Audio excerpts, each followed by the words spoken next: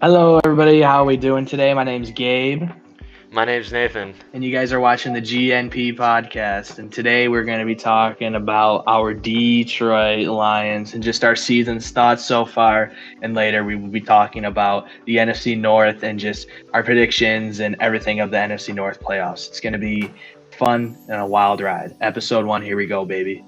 Is Right. the 5-1 top of the NFC North Detroit Lions. I mean, Yep, what a tale it's been this season. right? exactly. A lot of key players coming to step up. Unfortunately, a lot of key players also out. Just go ahead. Just thoughts about everything, Nate. Go ahead. Well, I think the Lions story obviously is one of the best, I think, as of right now in the NFL. You know, you go from back in 2020, in the 2020-2021 season, you go from being, having a very bad record, losing record, to what was the record? 115-1, I think. It Starting was off, 3-15-1, I think. was it 3-15-1? 3-15-1? I think so. Yeah, I'm not sure. I would have to look at it. But you go from Dan Campbell being the head coach of the Lions, having a terrible record, coming back next season, starting off 1-6, then ending off 9-8, knocking the Packers out of the playoffs with you, Yeah. and then last season going 12-5. I think it's like one of the best, one of the worst teams. That's sort of like the laughing stock of the NFL.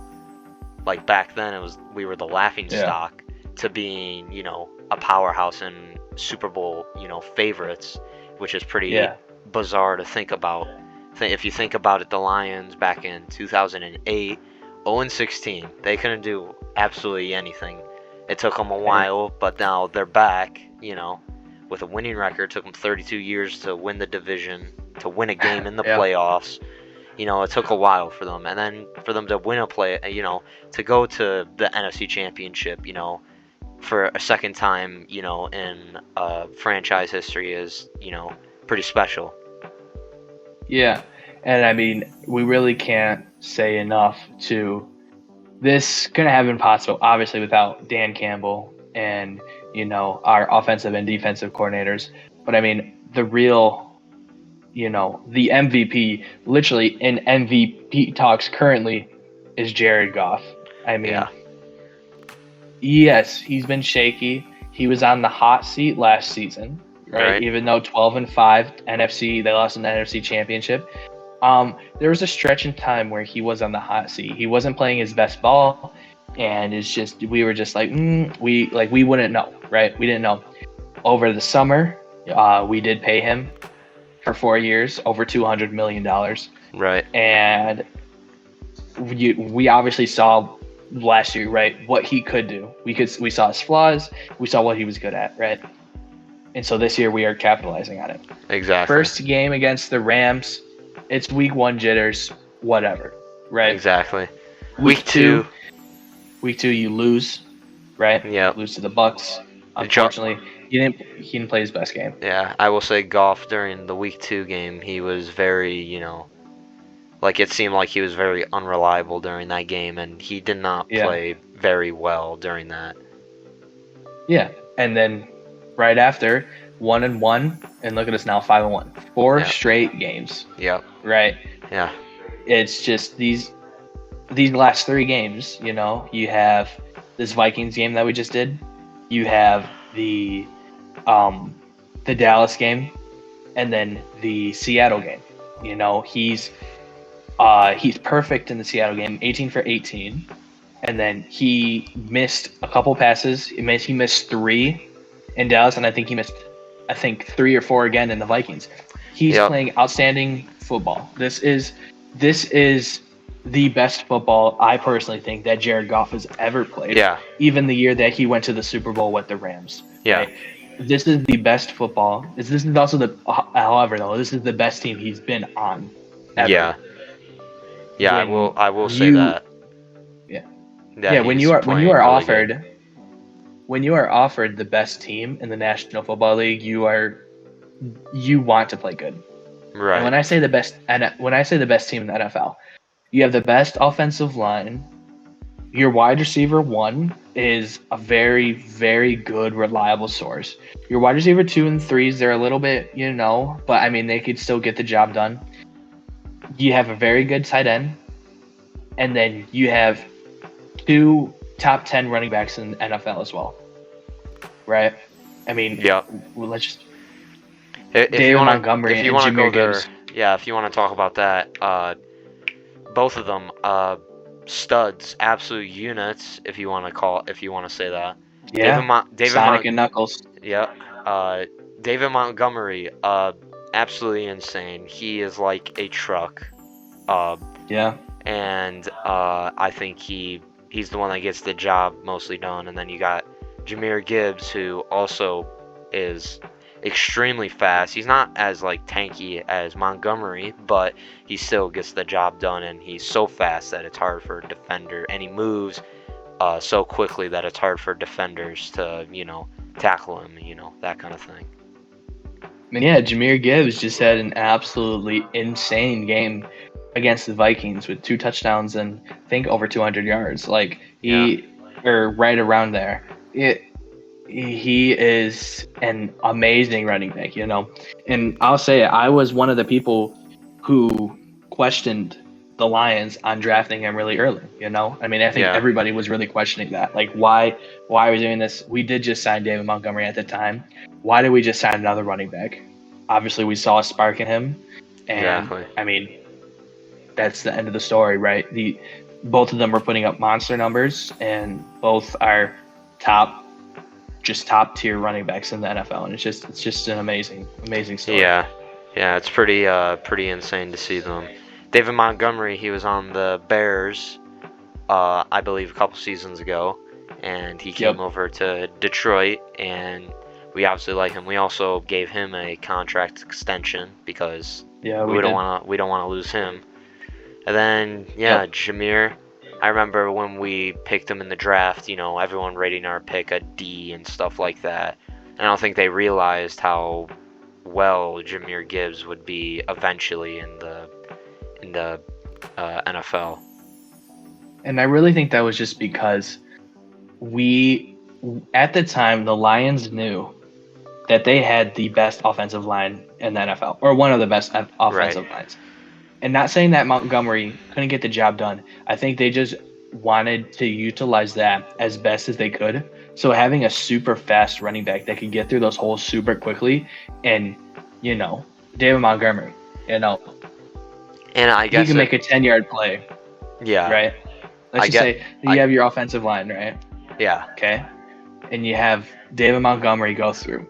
He might get 5 yards normal run, right? Obviously, he could get more because he's strong. He's built. We've seen this year he could just absolutely just truck people, right? But then Jahmyr Gibbs, he could get 7, 8 yards without even getting touched just because he's that quick and our offensive line is that good. Yeah. I will say, though, that, you could just swap the two out, and they're 2 completely different players. And I think it's hard for defenses to be like, oh, we got to stop Montgomery, we kind of know how he plays, and then you swap in Gibbs, and it's like, oh, now what do we do now? He just blew past us for a 20-yard gain, and then you swap Montgomery back in, they don't know what Montgomery's going to do now, that kind of thing. I think it's also kind of smart, because if either one of them gets hurt, Montgomery or Gibbs, we do have either one in the back to replace that one. You just don't have that variety that you normally have, but you still have that explosive run game. Yeah. We saw that in effect, last year when the Lions played the Raiders, it's considered Jahmyr Gibbs' breakout game. It's his best game he's ever had in his whole career.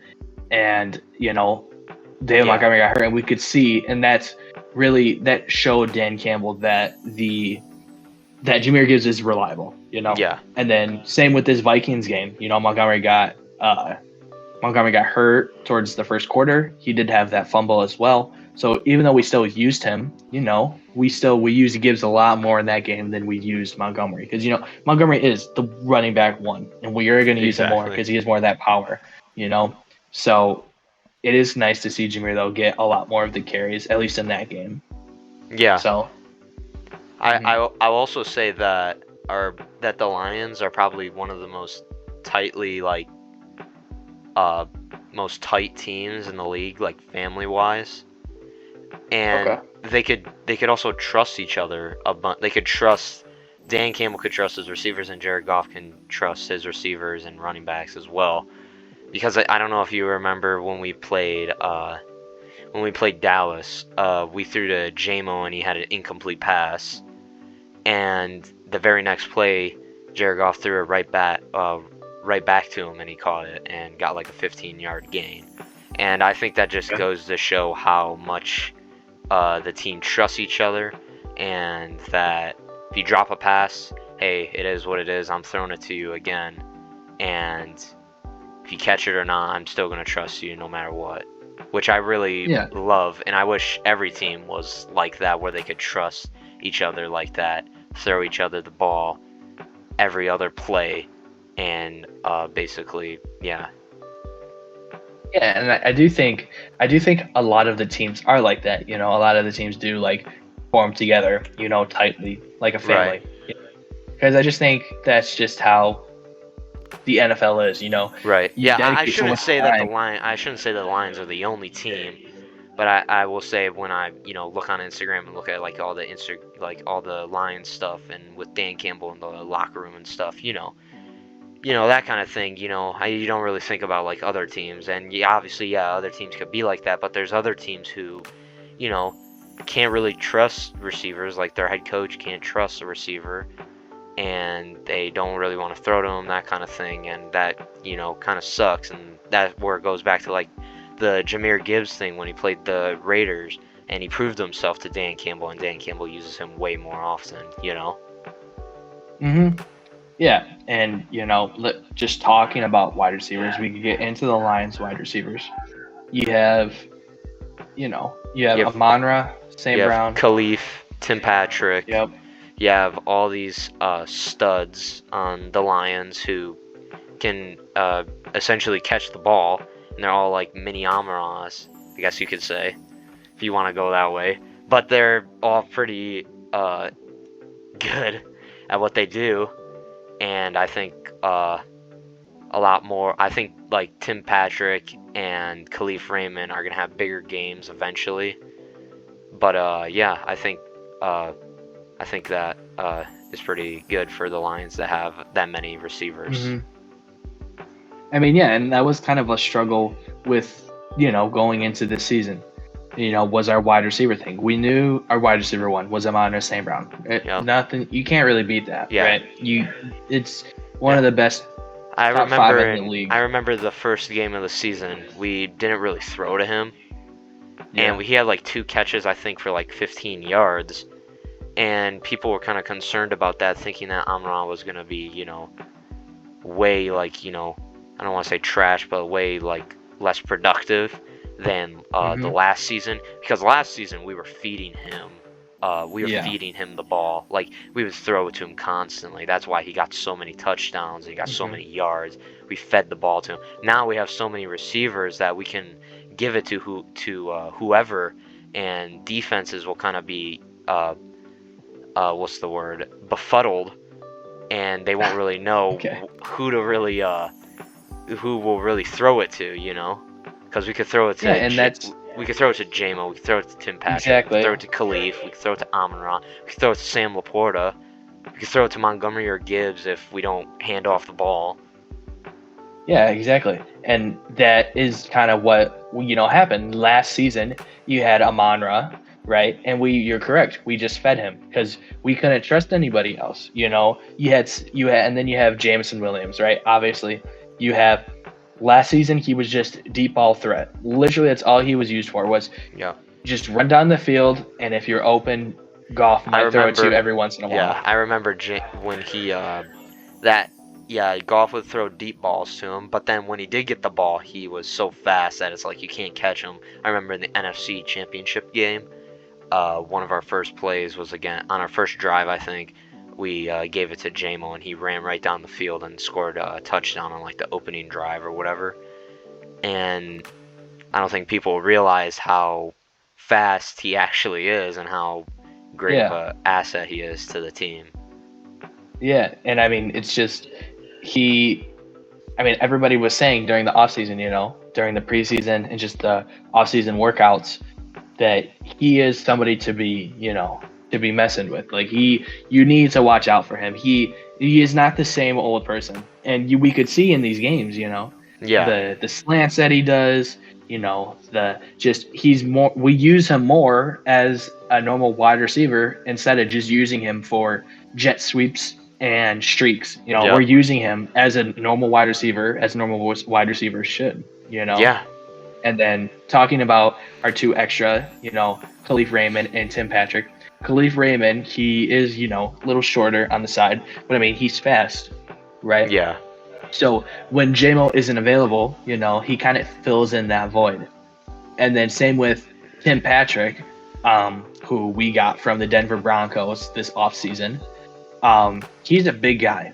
He is a bigger wide receiver. And even though he is older compared to players, he's getting the job done. Yeah. Right? And he's putting in the work, right? And just having a bigger wide receiver, it's just, I think it's better to have one because you have Amon-Ra, who's like, I'd say he medium size. Yeah, medium, he's like a moderate, kind of size. Yeah. Yeah, and then same with JMO. He's a little, he's a little bit taller than St. Brown, but I mean, obviously he has that speed, and I think it's good to have Tim Patrick, who's just a big wide receiver, big beefy guy. Yeah, and then same with, and then you have Sam Laporta. Really hasn't been used much this year besides the one, which I was curious. Play. Yeah, which I was kind of, it's kind of peculiar to me that we haven't been really utilizing him as much as we did last season, because it was the same way with Amon-Ra that like last season with Laporta, we just fed him the ball as well, and he got so many touchdowns. He ran down the field, and I think this season we also have Brock Wright, and I think Laporta and Wright are two great assets as well, and I think we're using our receivers more. I think if we use them more, whatever play we do, it requires more blocking. So that's why we probably haven't seen a lot from Laporta in a lot, because he's been blocking a lot on a lot of plays. Then Brock Wright, we saw him early on in the first 2-3 games of the season. He was doing fairly well, I don't think people really realize that he's just as good, and I think he's I think we might use him a little more down the line as well. Yeah, and I think it's just because we fixed our wide receiver room with how many wide receivers we have now, so we don't really need to feed our tight ends as much, Right. So I think that's the main reason why, And then I mean, do we even have to talk about our offensive line? No, I think that's pretty good. Pretty self-explanatory. Yeah. If you want to move on to the defense, though, we can talk about that for a bit.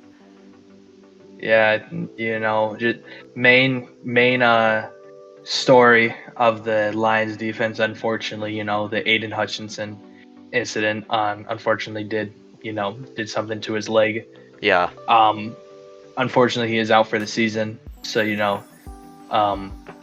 sad news, but a lot of trade rumors been going around just talking about who could fill that void and all that. But I mean, I really don't think we really need, as Lions fans and the team itself, we don't really need to focus on that. And what I mean is that our defense showed themselves against the Vikings game. Yeah. Like, obviously you don't have the pressure from Hutchinson, coming at a quarterback, because if you saw Hutchinson, you panic, that kind of thing. Mm-hmm. And I think our defense, despite all the, despite us not, showing as much pressure on a quarterback as of right now, Mm-hmm. I think we are doing extremely well. Obviously, a lot of points against the Vikings, that kind of thing. But that's bound to happen eventually with any team. But I think our defense does extraordinary even without Hutchinson. I will say that our safeties and such are very good. Like we have Brian Branch. He's having an insane year as well. Mm-hmm. And then you have Terrion Arnold, who beginning of the season he got a bunch of pass interference calls on him, but I think he's gotten a little, better with that kind of situation. But I think our defense is just extremely well, and I think Brian Branch could possibly go be Defensive Player of the Year if he keeps up what he's doing. Yeah, how he's playing right now, he's playing out of his mind right now. A lot of interceptions, punch outs, tackles for losses. He's playing amazing. I won't be surprised if he's an all-star. Won't be surprised if he's a Pro Bowler. Right. And just hopefully he wins Defensive Player of the Year. Yeah, that would be pretty cool. But I was gonna say that if you look at our defense, every other game that I've watched, I don't really see a lot of punch outs, and I think the Lions are like one of the teams that like punch out the most. Because if you see like how we tackle people after catching the ball, almost every single time we always swipe down trying to hit punch the ball out. I don't really see a lot of other teams doing that, Mm-hmm. and I think other teams could use that or do what the Lions are doing, way more and punch out, and you could get a lot more fumbles, that kind of thing. And actually, funny enough, you just said that. The Vikings just had a punch out against David Montgomery, which they used for a scoop and score, and took the lead in that game. So, yes, the Lions' defense is good. Correct, you're right, but I don't think they're the best in the NFC North. You're right. Yeah, I get what you're saying. Minnesota's defense is the best in the NFC North right now. Yeah, right. I would agree. Yeah. Their defense is incredible. Yeah, and then after them, I wouldn't even put the Lions defense after them. I would put the Bears defense, and then I would put the Lions, and then the Packers. Right. I would say that the Bears defense, is extremely well as well, and I will say the Lions, obviously, they have a good defense, but compared to the Bears and the Vikings, their defense is kind of, because we're still, our secondary is our main thing. Yeah. We say that as Brian Branch and Kirby Joseph they're having amazing years. It's mainly the cornerback position. You have Carlton Davis, who he's doing everything he can. He's up against DK Metcalf and Justin Jefferson, and he's going up against all these players who they're star wide receivers who are going to give him a run for his money. So he's doing everything he can. And then Terrion Arnold with the early flags early in the season with them messing up, but then he was clean for the Vikings game. So I think I just don't think, and just let me be clear, the Vikings NFC North ranking, Vikings defense is first, then the Bears is second, Lions are third, and the Packers are fourth. But in the NFL, these four defenses are top 10 in the country. Right. Yeah. In the NFL. Yeah, I would agree. All of these defenses. I'm not saying that the Packers defense is trash. Right. Because they're a top 10 defense. But compared to the other three NFC North teams, it's just they are the worst out of the bunch, I think that's just a story with how every single NFC North team is. Every single NFC North team is a top 10 team. Yeah. It's just the fact that somebody has to be first and somebody has to be last, right? Yeah. And that's why these divisional games are going to be such a tight race. That's why the Vikings game was so important for the Lions, just because if you lose that game, it's it's so important. Yeah, I think that the NFC North is obviously the most stacked division in football as of right now. And as of right now, as it's looking, it looks like that all four are going to be in the playoffs if they keep playing the way that they're playing, which would be kind of a insane sight to see. Obviously Lions being number one in the division as of right now, they would get a higher seed, obviously. And then you would have the Vikings, who would get, a lower seed, but they would still make it.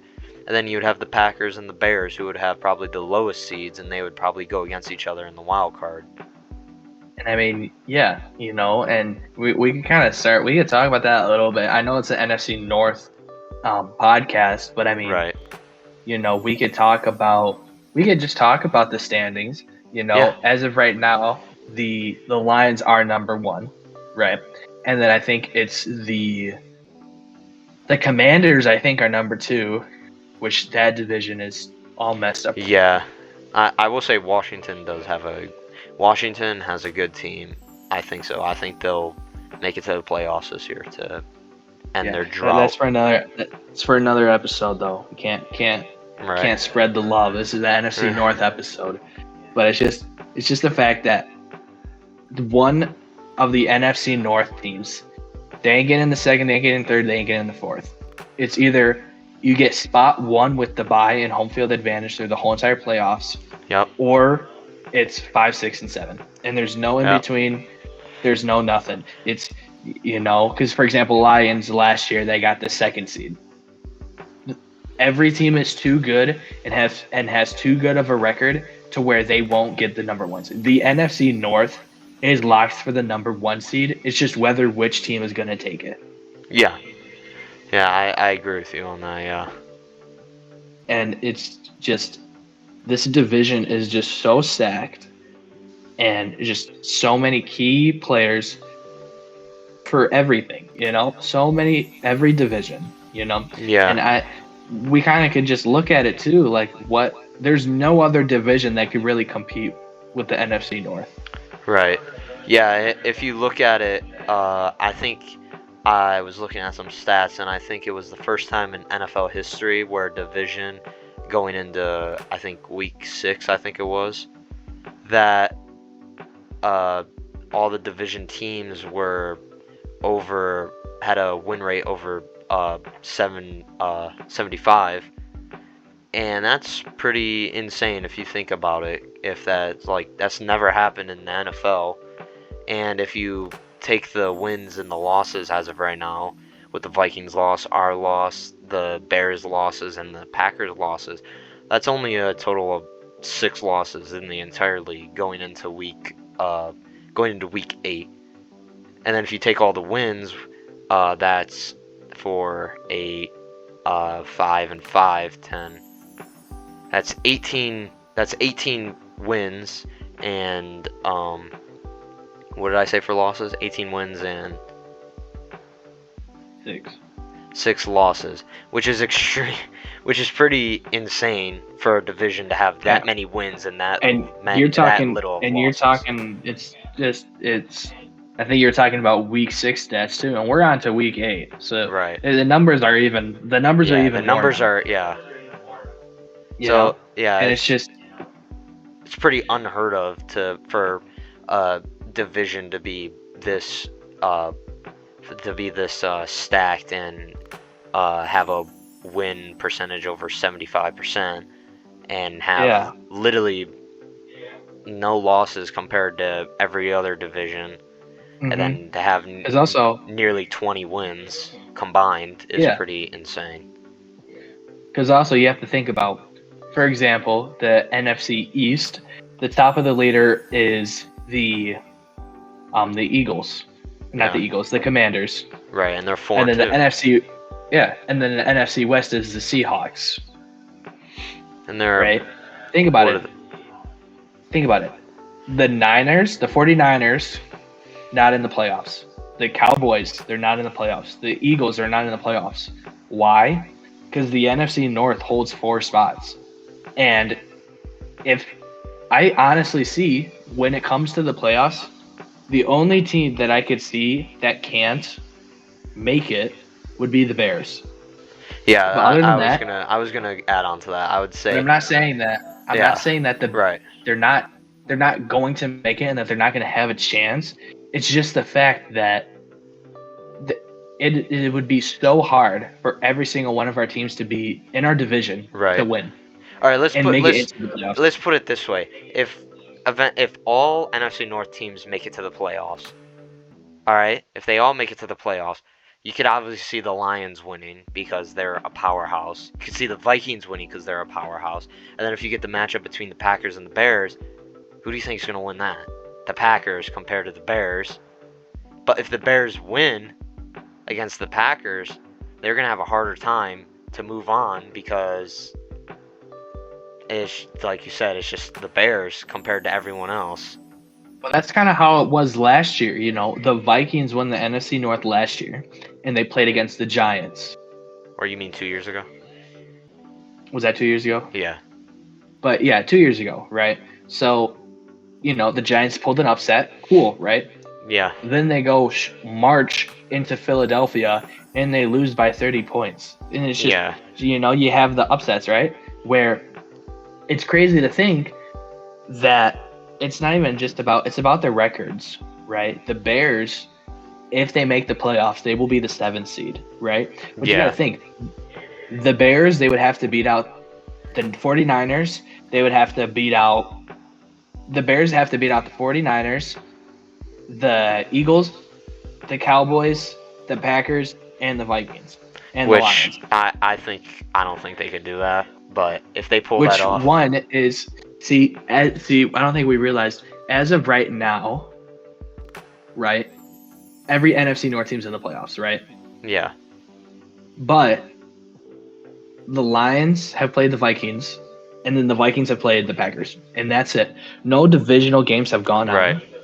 If we're talking about the Lions being the number 1 seed, they almost have to sweep the NFC North. Yeah, that's what I was thinking. Which means each team is guaranteed 2 losses. Right. I would like to add on to that. If the Lions wanted to get a number 1 seed,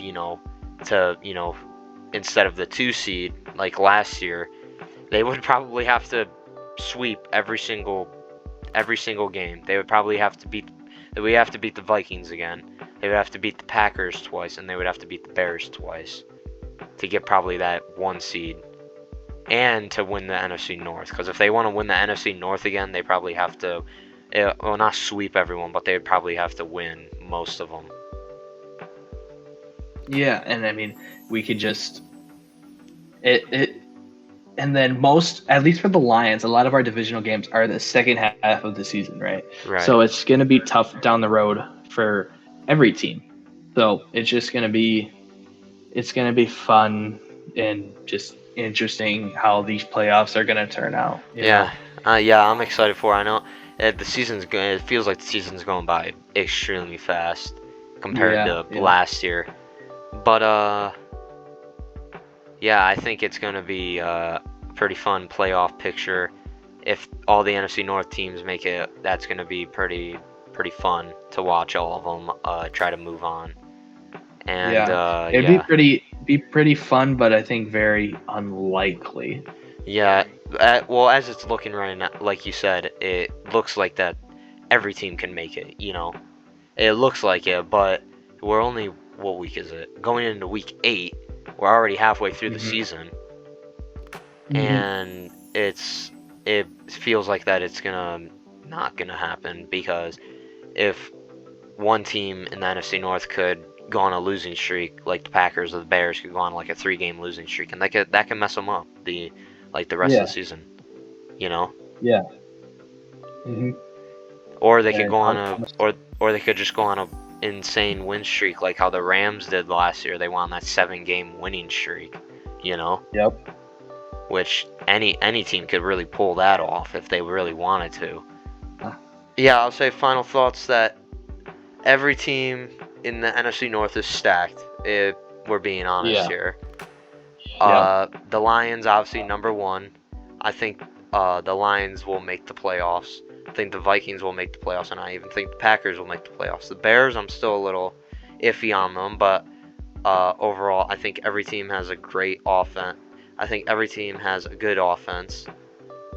Minnesota and obviously Detroit having the better offenses, and then the Packers and the Bears having the better defenses. That's what I'll say about that.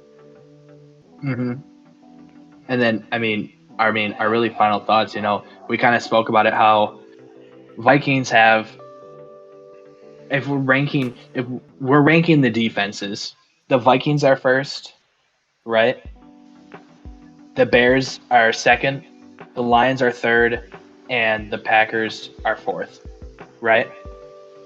Yep. So, and then how would we do the offenses? Are we saying Detroit's offense is the best? I would say that Detroit and Minnesota, I would tie them for first. Well, if you could pick one. If I could pick one, I'd probably say Detroit because we have a lot more weapons compared to Minnesota, and that's the only reason why I'd put them in number one. But it would go 1 Detroit, 2 Minnesota, 3 Green Bay, and then 4 Chicago.